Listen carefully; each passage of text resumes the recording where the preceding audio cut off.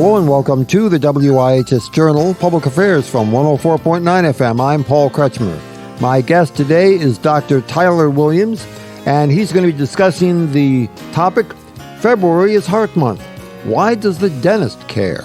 Yeah, absolutely. So I published a book about a year and a half ago called Reason to Smile, and it talks about things that people can do at home today to have fewer trips to the dentist and have a better quality of life. And one of those keys is about gum disease and how that's the reason most adults lose their teeth. And the connection between gum disease and heart disease is growing as we get more and more studies and research. And we're finding that people with an unhealthy mouth have a 20 to 200% more likely chance of suffering from a heart attack. So this month we're really working to get the word out to help people know that it's been a while since they've seen their dentist. They should get in, and if they have any unresolved issues, they should take care of those, because it not only makes their mouth healthier and breath fresher, but could protect their heart or potentially even save their life. So how long have you been aware of that, and is that something you were trained to recognize or notice when you did your training? Loosely, yes. I mean, in 4 years of dental school, there's a lot to cover, so dental school does a nice job of giving us a good overview of everything, but to really understand what was happening, it took getting into practice and then also doing more research and more continuing education on my own, and then also, documenting cases and my own patients, and that's how we really learned what was happening.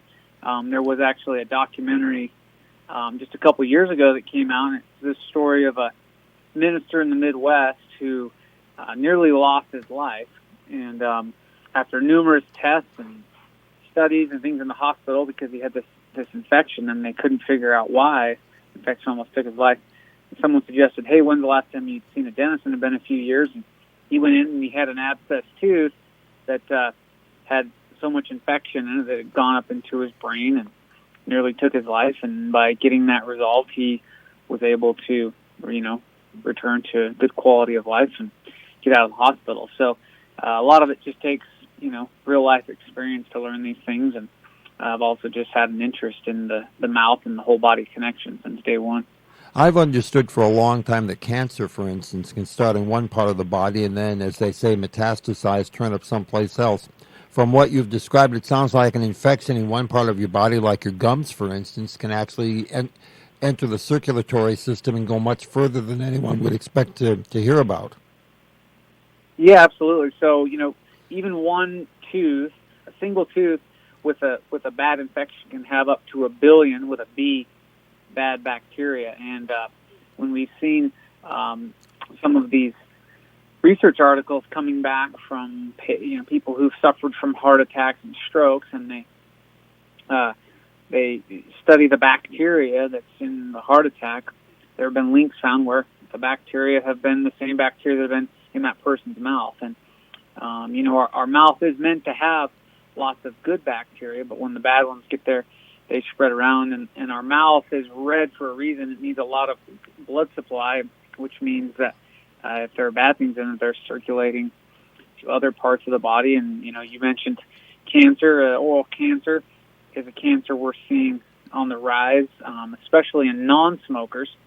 And when it's found early and treated, the life expectancies are good. If we find it stage 1 or stage 2, it'd be kind of like having a precancerous or maybe a bad mole removed from our skin. But stage 3 and stage 4, the 5-year survival rates are not good, because there's so much circulation and blood supply in our head and neck that we're doing more to find that early. April is Oral Cancer Awareness Month, so that's coming up in not too long. But all those things tie in together, and including preterm birth, Alzheimer's, diabetes. All those are also linking to our mouth, especially gum disease. Do you think that many dentists who practice across the country are somewhat in the same situation that you were in, that you had maybe a rough or a general idea of the connection between heart disease and other diseases and what's going on in your mouth, and learned as they were out on the job as you did? Yeah, absolutely. I mean, dentistry is such a wide and deep discipline, that we all get busy in our practices, fixing teeth and doing crowns and placing implants and doing braces and treating sleep apnea. And there's so many things that, it's sometimes hard to justify the time to sit down and go through these things. But what we're finding is really helping is we're coordinating better with our patients' physicians, whether it be their OBGYN, their internal medicine, their cardiologist, and, sending the message back to their physician of, hey, here's what we found with our patient. Here's what we're treating them for. Here's what you should be aware of as the connections between other things they may be treated for. And, the studies now are telling us that medical expenses overall can be reduced by 21% or more with a healthy mouth. So to me, that's a real big solution for the exploding healthcare crisis and increased costs. That if we can tie all these things together better, we'll be able to save everybody a lot of unnecessary visits to the ER or the dentist or the physician, or fewer medications and those kind of things. Do you feel that on an ongoing basis there continues to be a greater and greater awareness of all of that, and therefore a higher likelihood that dentists and medical doctors will be or are talking to each other on an ongoing basis like that, because patients come along that the proper treatment requires that kind of good cooperation between the two disciplines? In some aspects, yes, and others, no. I mean, there's so much information. As we know, information is so readily available at our fingertips that it's a double-edged sword, because there's a lot of good information, but there's just as much or more bad information, and we have to try to stay on top of that.